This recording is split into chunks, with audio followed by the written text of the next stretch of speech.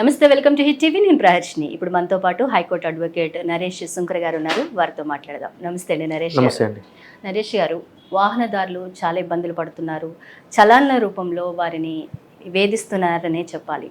ఎవరు ఎప్పుడు ఫోటో తీస్తారో తెలియదు, దేనికి ఎంత వేస్తారో తెలియదు. వందలు వేలు చలాన్లు కడుతూ ఇబ్బందులు పడుతున్నారు. అంటే కానిస్టేబుల్ దగ్గర నుంచి హోంగార్డుల వరకు ఎవరికి వారు సెల్ ఫోన్లు పట్టుకొని లేదంటే చిన్న చిన్న కెమెరాలు పట్టుకొని తీసేస్తూ ఉంటారు. వీళ్ళకి ఒక టార్గెట్ ఉంటుందా? ఏమన్నా రోజుకి ఇన్ని చలాన్లు వేయాలని ఏమైనా ఉంటుందా? ఎందుకు ఇన్ని చలాన్లు బాధుడు ఏంటి? దీని గురించి అసలు ఎక్కడ కంప్లైంట్ చేయాలి? ఎవరైనా స్పందిస్తారా అంటే ఏం చెప్తారు? 100% ప్రభుత్వం ఆ పోలీసు శాఖకు సంబంధించి, ముఖ్యంగా ట్రాఫిక్ శాఖకు సంబంధించి వాళ్ళకి టార్గెట్ అనేది ఇవ్వడం జరుగుతుంది. సో మీరు నెల కంప్లీట్ అయ్యేటప్పటికి మీ ఏరియా జ్యుడిసెక్షన్ నుంచి ప్రభుత్వానికి ఇంత ఆదాయం రావాలి. అది ఏరియాని బట్టి ఉంటుంది. అంటే సిటీ అయితే ఒక టార్గెట్ ఉంటుంది, రూరల్ ఏరియా అయితే కనుక ఇంకో టార్గెట్ ఉంటుంది. సో దానికి సంబంధించి పోలీసులు ఎప్పుడూ కూడా హోంగార్డ్స్ని కెమెరాస్ ఇచ్చి ఫోటోలు క్లిక్ చేస్తూ ఫోన్కి SMS వాట్సాప్లో పంపించడం జరుగుతుంది. సో దానివల్ల ఏం జరుగుతుంది అని అంటే కనుక, సామాన్యుడు రోడ్డు మీద వెళ్తున్నప్పుడు మీకు తెలుసో తెలియకో సిగ్నల్ క్రాస్ చేస్తారు. అట్లా అని చెప్పి వాహనదారులందరూ అమాయకులు అని చెప్పి నేను చెప్పట్లేదు, వాళ్ళని నేను ఎంకరేజ్ కూడా చేయట్లేదు. ఇక్కడ ఇంకొక విషయం గుర్తుపెట్టుకోవాల్సిన విషయం ఏంటంటే, నేను మార్నింగ్ వస్తున్నప్పుడు ముగ్గురు వితౌట్ హెల్మెట్ నెంబర్ ప్లేట్ లేని బండి మీద వస్తున్నారు. అక్కడ సిగ్నల్ దగ్గర పోలీసులు ఉన్నారు. ఆడ యువతల పక్కన నా కారుకి అడ్డంగా వచ్చి ఒకటి దిగిపోయి వాళ్ళిద్దరూ అది దాటుకుని వెళ్ళి మళ్ళీ వెళ్ళి పక్క నుంచి ఎక్కుతున్నాడు. సో ఇటువంటి వల్ల కూడా రోడ్డు ప్రమాదాలు జరుగుతాయి, ప్రాణాపాయం జరుగుతుంది. వాటిలన్నింటినీ నిరోధించడానికే ప్రభుత్వం ఇటువంటి చలాన్ వ్యవస్థను పెట్టడం జరిగింది.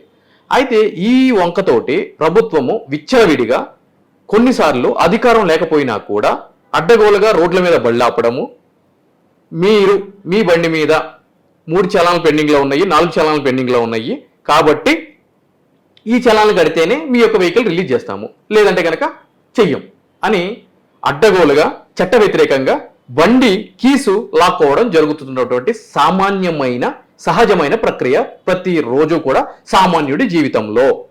ఆ విధంగా అధికారం ఉందా పోలీసుల కంటే కనుక? ముమ్మాటికి అటువంటి అధికారం లేదు. సబ్ ఇన్స్పెక్టర్ స్థాయి కంటే దిగువ ఉన్న వ్యక్తి వాహనాన్ని ఆపే అధికారం లేదు అని చెప్పి మోటార్ వెహికల్స్ రూల్స్ కానీ మోటార్ వెహికల్ యాక్ట్ కానీ చెప్తుంది. సో ఆ కింద స్థాయి అయినటువంటి హెడ్ కానిస్టేబుల్ కావచ్చు, కానిస్టేబుల్ కావచ్చు, ఒకవేళ వాహనాన్ని ఆపాలి అని అంటే గనక తప్పనిసరిగా కూడా తన యొక్క పై అధికారి, అంటే ఎవరైతే గనక వాహనాన్ని ఆపేటువంటి అధికారం ఉన్నటువంటి అధికారి ఉంటాడో అతను క్లియర్గా కింద స్థాయి ఉద్యోగికి ఆథరైజేషన్ లెటర్ రాసి ఇవ్వాలి. నేను నా ఆప్షన్స్లో స్వయంసో అధికారికి నా యొక్క పవర్స్ని డెలిగేట్ చేస్తున్నాను కాబట్టి ఇతనికి ఈ అధికారం ఉంది అని చెప్పని లెటర్ ఇస్తేనే అప్పుడు అతను ఆపడానికి అర్హుడు అవుతాడు. కానీ ఆ విధంగా జరుగుతుందా అంటే గనక జరగదు. యూనిఫామ్ వేసుకుని హోంగార్డ్ కూడా ఇట్లా అంటాడు. అది వారికి భయపడి కాదు, యూనిఫామ్ గౌరవించి ఆపుతారు. కాబట్టి అక్కడ ఏం జరుగుతుంది? ఆపగానే నెంబర్ కొడుతున్నారు ట్యాబ్లో, కొట్టగానే ఏం జరుగుతుంది? చలాన్స్ ఉంటున్నాయి, చలాన్ కట్టమని అంటున్నారు. సార్ నా దగ్గర ఇప్పుడు అమౌంట్ లేవు, దాని తర్వాత కడతాము అంటే కనుక బండికి లాక్కుని కట్టిన తర్వాతనే చేస్తామని చెప్పని అంటారు. అసలు ఆ విధంగా చలాన్ పెండింగ్ లో ఉన్నా కూడా బండికి లాక్కుని బండిని సీజ్ చేయడం కానీ అదేవిధంగా డిటైన్ చేసే అధికారం కానీ పోలీసులకు ఉందా అంటే కనుక ముమ్మాటికి లేదు. ఒకవేళ ఒక బండి మీద మీకు 10 లక్షల రూపాయల చలానా పెండింగ్ ఉన్నా కూడా పోలీస్ అధికారులు చేయాల్సిన విధి ఏంటి అని అంటే కనుక, ముందుగా సదరు వాహనదారుడికి నీ బండి మీద ఇన్ని వైలేషన్స్ ఉన్నాయి అని చెప్పి ఫస్ట్ ఒక షోకాజ్ నోటీసు అతనికి పంపించాలి. పంపించిన తర్వాత కూడా అతను ఆ చలాన్ పే చేయకపోతే రెండోసారి ఇంకొక నోటీస్ పంపించాలి. నువ్వు నోటీస్ పంపించిన తర్వాత కూడా నీ బండి మీద పెండింగ్ చలానా ఉన్నా కూడా నువ్వు స్పందించకుండా కట్టట్లేదు కాబట్టి నీ బండిని మేము చట్టబద్ధంగా సీజ్ చేసే అధికారము మాకుంది అని చెప్పాను. ఆ 2 నోటీసులు పంపించిన తర్వాత ఏం చేయాలి? ఈ చలాన్స్ అన్ని ఉన్నాయి కాబట్టి వీటిల్ని నేర అభియోగ పత్రం అని అంటారు, ఛార్జ్ షీట్ అని అంటారు. సదరు అధికారి సంబంధించిన కోర్టులో ఆ యొక్క బండి మీద చలాన్స్ ఏవైతే ఉన్నాయో వాటిని కోర్టులో ఛార్జ్ షీట్ ఫైల్ చేయాలి. ఛార్జ్ షీట్ ఫైల్ చేసి ఈ 2 నోటీసులు పంపించాము, ఇతను దీనికి స్పందన లేదు, 15 రోజుల సమయం కూడా అయిపోయింది కాబట్టి ఈ యొక్క బండి ఎక్కడ కనిపించినా కూడా మేము డిటైన్ చేసి సీజ్ చేసే విధంగా మాకు ఆర్డర్ ఇవ్వండి అని చెప్పని సంబంధించిన కోర్టును అడిగితే సంబంధించిన మెజిస్ట్రేట్ వారు వాటిని పరిశీలించి ఆ అధికారికి ఆర్డర్ ఇస్తే అప్పుడు ఆర్డర్ తీసుకున్న తర్వాత అతనికి ఆ వెహికల్ కనిపిస్తే అప్పుడు ఆ బండిని సీజ్ చేయాలి. ఇది పద్ధతి. ఇంత ప్రాసెస్ ఉంది. కానీ నేను చెప్తున్నా కదా, బల్లగుద్ది ఇప్పటి వరకు కూడా ఆపే అధికారులు ఎవ్వరూ కూడా కోర్టు నుంచి ఆ విధంగా ఉత్తర్వులు తీసుకురాకుండా వాళ్ళు యూనిఫామ్ చూపించి భయపెట్టి వాహనాలను ఆపి బలవంతంగా చలాలను కట్టిస్తున్నారు. ఎందుకంటే కనుక దీని గురించి సాక్షాత్తు నేనే ఇంకొక మా ఫ్రెండ్ అడ్వకేట్ వస్తున్నప్పుడు చలానా పెండింగ్ ఉందని చెప్పి ఆపితే కట్టిన తర్వాత పంపిస్తామంటే కనుక సదరు ఇన్స్పెక్టర్కి ఫోన్ చేసి వాయిస్ రికార్డింగ్ కూడా నా దగ్గర ఉంది. ఎలా ఆపుతారండి మీరు? నా బండి మీద చలాన్ ఉందనుకుందా, నా కారు మీద, కోర్టులో ఛార్జ్ షీట్ వేయండి, సీజింగ్ ఆర్డర్ తీసుకురండి, చూపియండి, సీజ్ చేసుకోండి. ఇంకొక విషయం, ఇక్కడ కొన్నిసార్లు ఏం జరుగుతుంది అని అంటే కనుక మనం స్పీడ్గా వెళ్ళకపోయినా, మనం వైలేషన్ చేయకపోయినా మన బండి మీద చలానా పడుతుంది. ఎగ్జాక్ట్లీ, నేను అదే అడగపోతున్నాను. ఇప్పుడు అడ్డగోలు చలానాలు జనాల్ని ఎలాగా హింసించేస్తున్నారంటే, వాళ్ళు ఏదో ఆగుతారు అక్కడ, వాడు వేరే యాంగిల్లో చూసి ఒకటి కొట్టేస్తాడు, ఇది నాది కాదు, నేను కరెక్ట్గానే ఉన్నాను అని ఎవరికి చెప్పుకోవాలి? ఈ లోపల వాళ్ళు చలాన్లు వేసేస్తారు, అదేమో పెండింగ్లోకి వెళ్ళిపోతుంది. ఇన్ని చలాన్లు ఉన్నాయి అంటున్నారు. ఇదంతా అన్యాయం కదండి. ఎగ్జాక్ట్లీ. సో అటువంటి జరిగినప్పుడు ఏం చేయాలి అని అంటే కనుక మనకి అట్లీస్ట్ కోర్టు ద్వారా ఛాలెంజ్ చేసుకోవడానికి మనకు అవకాశం కల్పించాలి. అంతే తప్ప యూనిలేటరల్గా నీ బండి మీద చలానా ఉంది అని అంటే కనుక అది నేనే తీసేసుకుంటా ఉంటారు. నడుస్తున్న బండిని ఆపేసి కేసు తీసుకోవడం, పక్కకు లాగేయడం, వాళ్ళని మీరు పక్కకు ఆఫీసులకు వెళ్తారు, ఏదో హాస్పిటల్కి వెళ్తుంటారు, ఎవరి బిజీ లైఫ్ లో వాళ్ళు ఉంటారు. వీళ్ళ బిహేవియర్ అన్నది చాలా ఇబ్బందికరంగా ఉంది. అప్పుడు ఏం చేయాలంటారు? ఎగ్జాక్ట్లీ అండి. ఆ విధంగా వాళ్ళు అడ్డగోలుగా అన్యాయంగా చలాలను వేసినప్పుడు మనము ఆ చలాన్స్ని ఛాలెంజ్ చేసుకోవచ్చు. అంటే డబ్బులు కట్టకుండా. ఏ విధంగా అంటే మనకు జరిగిన అన్యాయాన్ని ఒక మెయిల్ రూపంలో లేదంటే కనుక ఒక లెటర్ రూపంలో పై అధికారికి, అంటే ఆ జ్యుడిషియల్ డీజీపీ గారికో సిపి గారికో కంప్లైంట్ ఇచ్చి ఆ యొక్క సైట్లో ఈమెయిల్ ద్వారా పెడితే 100కి 99% అధికారులందరూ కూడా కంప్లైంట్ రాగానే పని చేయరు, పట్టించుకోరు. కరెక్ట్ గా చెప్పారు, పని చేయరు, పట్టించుకోరు. రైట్. కాబట్టి అంతిమంగా మనం ఎక్కడికి వెళ్ళాలి? కోర్టులకే వెళ్ళాలి. సో కోర్టులకు వెళ్ళినప్పుడు కోర్టులు సదరు మొత్తం ఆ యొక్క కంటెంట్ అంతా కూడా చూసి ఆ డాక్యుమెంట్స్ని పరిశీలించిన తర్వాత ఆ చలాలను కొట్టివేస్తూ మనకి అనుకూలంగా ఉత్తర్వులు ఇవ్వడం జరుగుతుంది. ఇది సాధారణ ప్రక్రియ. కానీ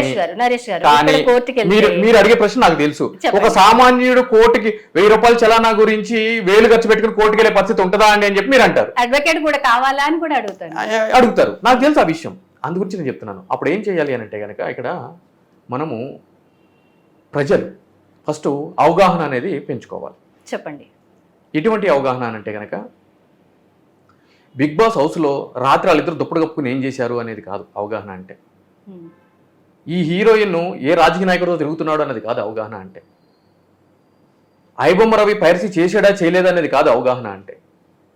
మన రోజువారీ దైనందిక జీవితంలో మనం బయటికి వెళ్తున్నప్పుడు, మన యొక్క వాహనం మీద చలానా ఉన్నప్పుడు పోలీసు అధికారి కీసు లాక్కుని మనల్ని అక్కడ నించోబెట్టి ఆ పెండింగ్ చలాన్ని కడితేనే పంపించేటట్టు అధికారం అతనికి ఉందా లేదా అనేది అవగాహన. ప్రజల్లో ఎప్పుడైతే కనుక అవగాహన పెరిగి ప్రశ్నించే తత్వం మొదలవుతుందో ఈ యొక్క ప్రక్రియకి ఫుల్ స్టాప్ అనేది పడుతుంది. అంతే కదండి. అవగాహన లేనప్పుడు పోలీస్ యూనిఫామ్ చూసి భయపడిపోతారు. మీరు అవును, అడగలేరు, క్వశ్చన్ వేయలేరు, అడగలేరు, ఎందుకు ఆపారు నన్ను అని అడగలేరు. ఎగ్జాక్ట్లీ. గతంలో మనం వెళ్తున్నప్పుడు యాక్సిడెంట్ జరిగినాయి అనుకోండి, చూసి ఇమ్మీడియట్ వెళ్ళిపోయేవాళ్ళం అక్కడి నుంచి. పోలీసు వాళ్ళు వస్తే మనల్ని ఎక్కడ తీసుకురమ్మంటారని. అటువంటి సంఘటనలు జరిగినప్పుడు కేంద్ర ప్రభుత్వం వీటిలన్నింటినీ ఆలోచించి ఎప్పుడైనా కూడా రోడ్డు మీద ఒక యాక్సిడెంట్ జరిగినప్పుడు సదరు యాక్సిడెంట్ జరిగినటువంటి విక్టిమ్ ఎవరైతే ఉంటారో అతన్ని అంబులెన్స్ ద్వారా కానీ లేదంటే కనుక మిగిలిన వాళ్ళ సహాయంతో కానీ సురక్షిత హాస్పిటల్కి తీసుకెళ్లిన వాళ్ళకి కేంద్ర ప్రభుత్వం బహుమానాలు కూడా ఇస్తుంది. అంటే ఎందుకు? ఆ యొక్క భయాన్ని తొలగించి ఇటువంటి ప్రాణం పోయేటువంటి పరిస్థితి, గోల్డెన్ అవర్ అంటారు కదా, ప్రాణాన్ని బతికించిన వాళ్ళకి ప్రోత్సాహాలు ఇస్తుంది, నగదు ప్రోత్సాహాలు 5,000, 10,000, 15,000. దానికి ముందు ఎఫ్ఐఆర్ లో వాళ్ళ నేమ్ కూడా ఎంటర్ చేసేవారు, హాస్పిటల్ వాళ్ళ పేరు ఎంటర్ చేసి కోర్టుల చుట్టూ తిప్పేవారు. కాబట్టి మానవత్వాన్ని పక్కన పెట్టేసి మనకెందుకు వచ్చిన గోల్రా బాబు అని తప్పించుకుని ప్రజలు వెళ్ళిపోతున్నారు. కాబట్టి వాళ్ళలో మార్పు తీసుకురావడానికి ఇలాంటి ప్రోత్సాహకాలు ఇవ్వడం మొదలుపెట్టింది. సో అవగాహన కలుస్తుంది. సో దాని వల్ల ఏమైతుంది అంటే ఈ రోజు ఎక్కడైనా యాక్సిడెంట్ జరిగితే ఆగి 108కి ఫోన్ చేసి ఇన్ఫర్మేషన్ ఇచ్చి వెళ్తున్నారు. సో అటువంటి మార్పు అయితే కనుక ఉంది. సరే, రోడ్డు మీద మర్డర్ జరుగుతూ ఉంటే కనుక ఫోటోలు తెస్తున్నారు అనుకోండి, అది వేరే విషయం. కానీ అయితే ఈ విధంగా అవగాహన అనేది కలిగి ఉండాలి. ఎప్పుడైతే కనుక అవగాహన కలిగి ఉంటామో అప్పుడే ప్రశ్నించే తత్వం మొదలవుతుంది. ఆ ప్రశ్నించే తత్వం వల్ల ఏం జరుగుతుంది అని అంటే కనుక ఈరోజు మీరు నేను గొంతు చించుకోవాల్సిన అవసరం లేదు, వాళ్ళ సమస్యకి వాళ్ళే పరిష్కారాన్ని అనేది మొదలవుతుంది. దానివల్ల ఒక సమస్యకి 500 రూపాయల చలానికి 1000 రూపాయల చలానికి ఒక న్యాయవాది దగ్గరికి వెళ్ళి ఒక కోర్టు దగ్గరికి వెళ్ళి సమస్యను పరిష్కరించుకోవాల్సిన ఆవశ్యకత లేదు. ఈరోజు నేనే అసలు టోల్ ట్యాక్స్ ఎందుకు కట్టాలి అని చెప్పని పబ్లిక్ ఇంట్రెస్ట్ లిటిగేషన్ ద్వారా హైకోర్టుకు వెళ్ళినటువంటి పరిస్థితి. ఎందుకు టోల్ ట్యాక్స్ కట్టాలి అని అంటే కనుక అందరూ ఏమంటారు, మన వేగం గంటకి 120 కిలోమీటర్లతో వెళ్తున్నాము, దానికి కావాల్సినటువంటి మెరుగైన రోడ్డు వ్యవస్థ కల్పించారు కాబట్టి మనం టోల్ ట్యాక్స్ కట్టాలి కదా అని చెప్పి సహజంగా ఫస్ట్ వచ్చే క్వశ్చన్ అది. యాక్చువల్లీ 500 కోట్లు 5,000 కోట్లు లక్షల కోట్లు పెట్టి రోడ్లు వేస్తారు, ఫండ్స్ గవర్నమెంట్ రిలీజ్ చేస్తుంది, అది పబ్లిక్ ధనమే, ప్రజల ధనమే. నాకు ఈ క్వశ్చన్ ఉంటది, ఎందుకు కట్టాలి, మనం ఇచ్చిన డబ్బుతోనే కదా మనకి రోడ్లు వేశారు, మన రోడ్ల మీద మనం వెళ్తున్నాం. లేదు, ఇప్పుడు మీరు చెప్తే నేను వింటాను. వింటారా? వెరీ గుడ్, సరే నేను చెప్తానండి. ఈ రోజు మీరు ఒక వెహికల్ కొన్నారనుకోండి, 4 వీలర్, అంటే హైవేస్ మీద 4 వీలర్స్ 2 వీలర్స్ ఉంటుంది కదా, 4 వీలర్ గురించి మాట్లాడుతున్నాం. వెహికల్ యొక్క సీసీ సామర్థ్యాన్ని బట్టి వెహికల్ యొక్క కాస్ట్ లో షోరూమ్ ఎక్స్ షోరూమ్ ప్రైస్ లో 14% నుంచి 24% వరకు రోడ్ ట్యాక్స్ అనేది వసూలు చేయడం జరుగుతుంది. దాన్ని లైఫ్ ట్యాక్స్ అని చెప్పని అంటారండి. ఫర్ ఎగ్జాంపుల్, మీరు ఉన్నవాళ్ళు కాబట్టి ఫార్చునర్ కారు కొన్నారనుకోండి, 50 లక్షల కారు ధర, 50 లక్షల్లో 25% ట్యాక్స్, దగ్గర దగ్గర 12,50,000 రూపాయలు ఏమవుతుంది, ఇఫ్ ఐఎమ్ నాట్ రాంగ్. అది గవర్నమెంట్ కట్టాలి రోడ్ ట్యాక్స్ రూపంలో, రైట్? అది ఎప్పుడు కడతారు అని అంటే కనుక మీరు షోరూమ్ నుంచి వెహికల్ బయటకు రావాలి అని అంటే కనుక మీకు టీఆర్ నెంబర్ కావాలి. టీఆర్ నెంబర్ కావాలి అని అంటే కనుక టీఆర్ నెంబర్ ఎప్పుడు వస్తుంది? ఆ రోడ్ ట్యాక్స్ అనేది సదరు వాహన షోరూమ్ వాళ్ళు ఆన్లైన్ ద్వారా ఆర్టీఓ డిపార్ట్మెంట్ కి పే చేస్తే ఎగ్నెస్ట్ విచ్ మీకు టీఆర్ నెంబర్ జనరేట్ అవుతుంది. అంటే మీ యొక్క వెహికల్ రోడ్డు మీద జీవితకాలం తిరగడానికి విధించేటువంటి పన్నే రోడ్ ట్యాక్స్. కట్టేశారా? 12,50,000. అంటే ఏంటి, మీ ఫార్చునర్ వెహికల్ గంటకి ఎంత వేగంతో వెళ్తుంది? ఒక 180 కిలోమీటర్ల వేగంతో వెళ్ళగల సామర్థ్యం ఆ కారుకు ఉంది. అందు గురించే కదా 24% తీసుకున్నది. ఆల్టో కారు తీసుకుంటే 14 మీకు తీసుకోరు, 24% తీసుకోరు.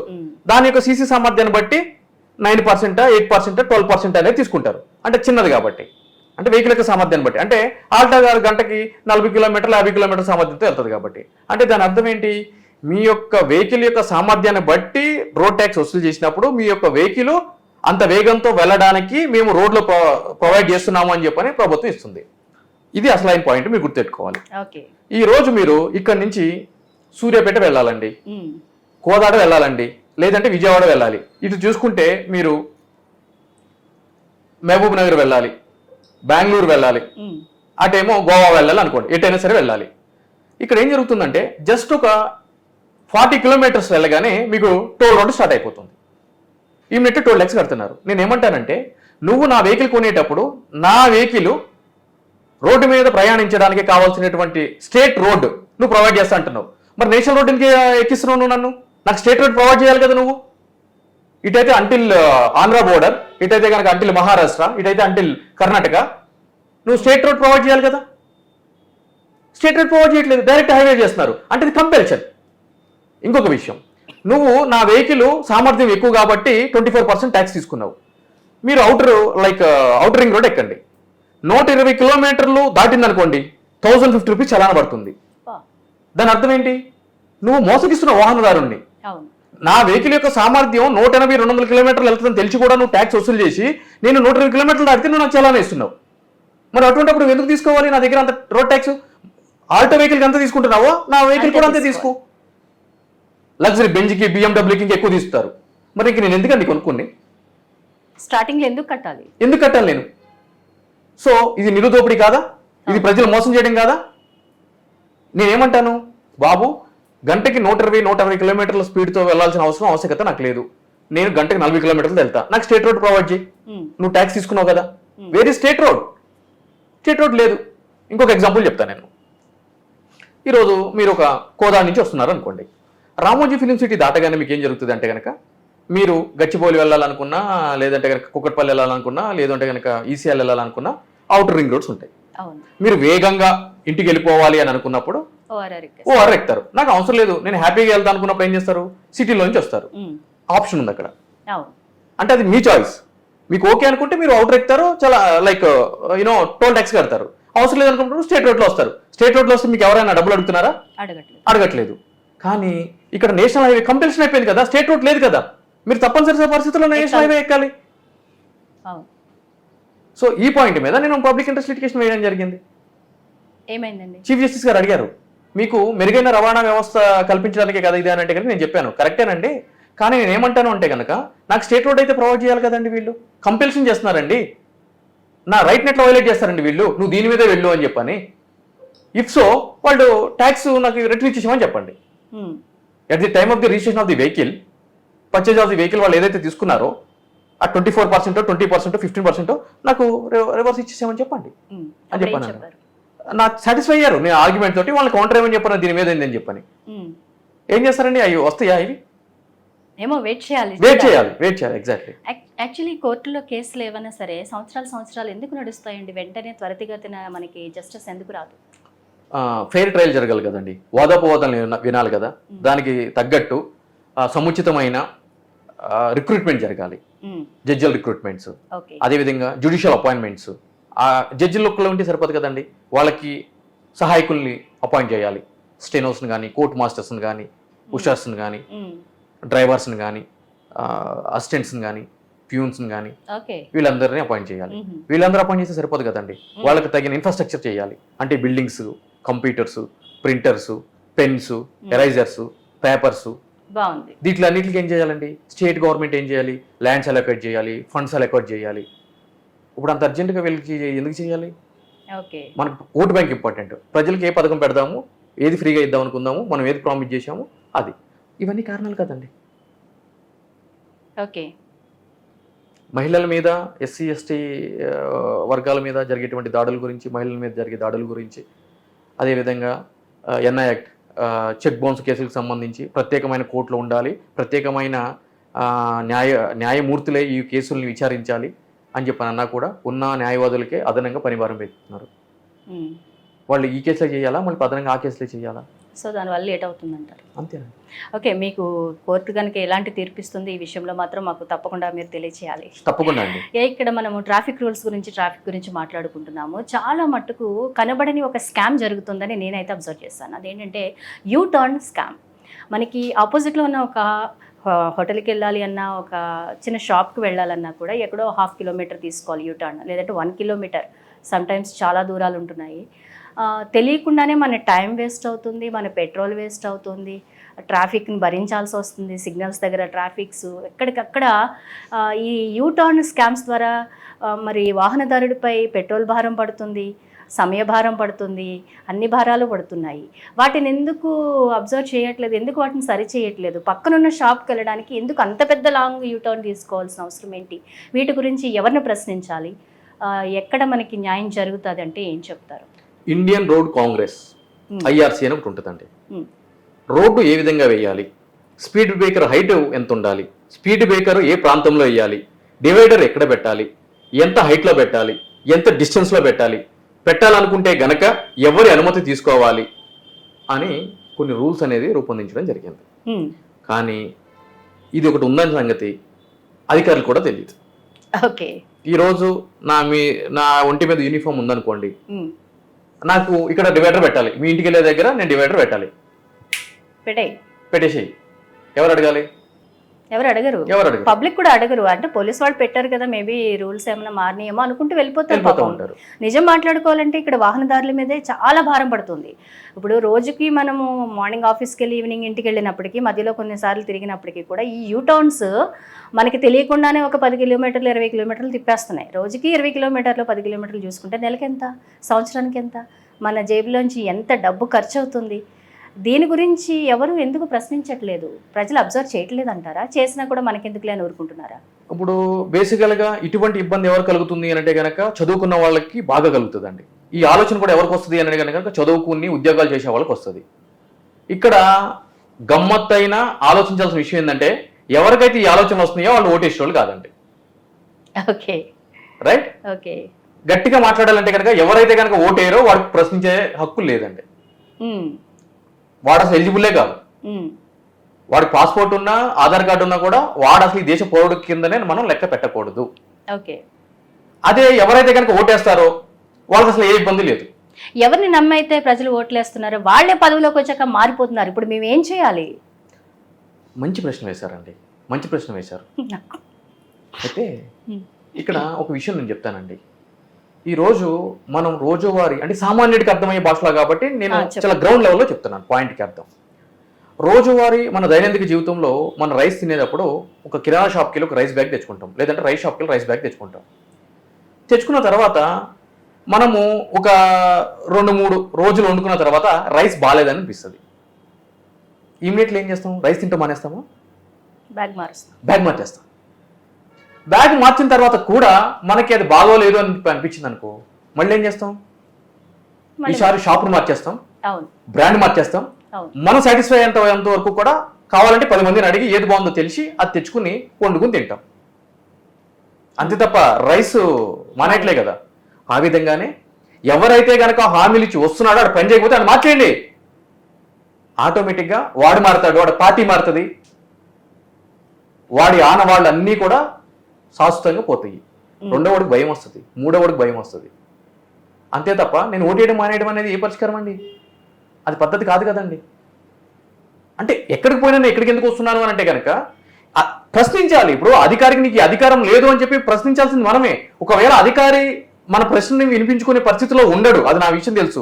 అప్పుడు అంతిమంగా ఏముంటాయి? కోర్టులు ఉంటాయి. కోర్టుకి వెళ్ళాలి కదా అంటే కనుక ఇది ఒక అప్పటికే పట్టిందా, నేను ఎందుకు వెళ్తా కోర్టుకి? తెల్లారు లేస్తే 1,00,000 మంది 2,00,000 మంది ట్రావెల్ చేస్తున్నారు, వాళ్ళందరికీ పట్టింది నాకే పట్టిందా? మరి ఎవరు వెళ్ళాలి చెప్పండి? సుంక నరేష్ వెళ్ళాలా? మీరు వెళ్ళాలా?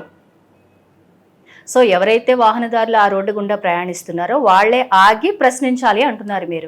మాకు ఇక్కడ ఎందుకు డివైడర్ పెట్టారు, ఇక్కడే అందరూ టర్న్ అవుతున్నాం కాబట్టి మీరు ఇక్కడే ఎందుకు పెట్టారు? మీరు ఉన్నారండి, మీ కాలనీ అంటే మీరు అక్కడే శాశ్వతంగా నివాసం ఉంటారు, మీ కాలనీకి వెళ్ళే దాంట్లో అప్పటి వరకు కూడా మీరు స్ట్రైట్ గా మీ యొక్క ఎంట్రీకి వెళ్ళిపోవచ్చు. కానీ అక్కడ ఒక డివైడర్ పెట్టి మీ కాలనీకి మీరు వెళ్ళాలి అని అంటే కనుక 2 కిలోమీటర్లు తిరిగి వచ్చేటువంటి పరిస్థితి ఏర్పడుతుంది. అప్పుడు ఏం చేస్తారు? ఆబ్వియస్లీ కాలనీలో ఉన్న కుటుంబాలన్నీ కూడా అసోసియేషన్స్ ఉంటాయి కదా, లెటర్ తీసుకుని సంబంధించిన ట్రాఫిక్ సిపికి, డిసిపికి, ఏసీపీకి రిప్రజెంటేషన్ ఇస్తారు.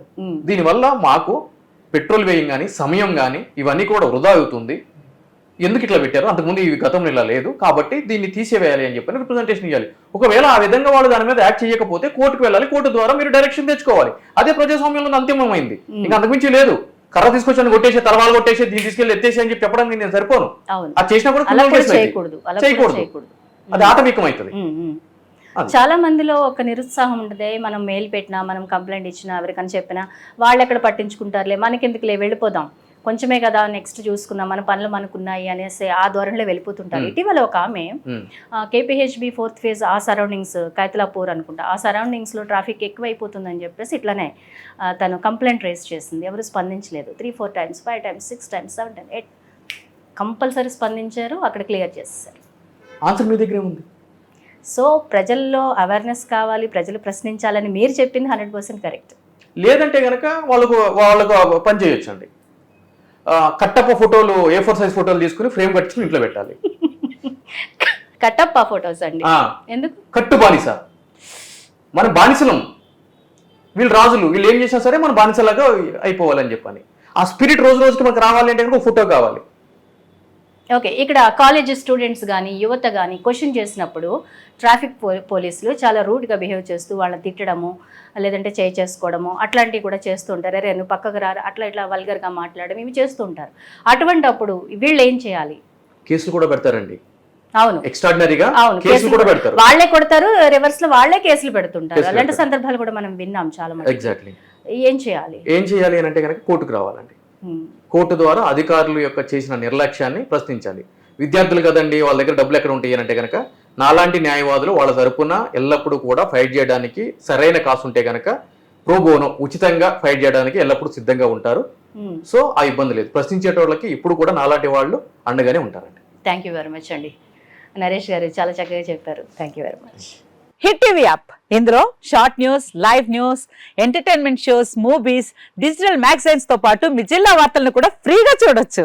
ఇంకెందుకు ఆలస్యం, వెంటనే హిట్ టీవీ యాప్ ని డౌన్లోడ్ చేసుకుని ఫ్రీగా ఎంటర్టైన్మెంట్ పొందండి. Hit TV app, hit TV app, please download hit TV app. Hit TV app ని ఫ్రీగా డౌన్లోడ్ చేసుకుని ఎంజాయ్ చేయండి. మీకు నచ్చిన ఎంటర్టైన్మెంట్ కోసం హిట్ టీవీ యాప్ ని ఫ్రీగా డౌన్లోడ్ చేసుకుని ఎంజాయ్ చేయండి. హిట్ టీవీ యాప్ని డౌన్లోడ్ చేసుకుని ఆస్వాదించండి, ఆశీర్వదించండి. ఇంతమంది సెలబ్రిటీలు హిట్ టీవీ యాప్ ని డౌన్లోడ్ చేసుకోండి అని చెప్తున్నారంటే ఎంత మంచి యాప్ ఆలోచించండి.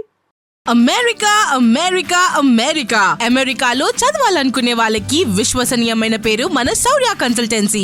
UK Law 1 Year Masters. UK Law 1 Year Masters. 2 years work permit up to 5 years visa. Contact Saurya Consultancy. Contact 89851 89851.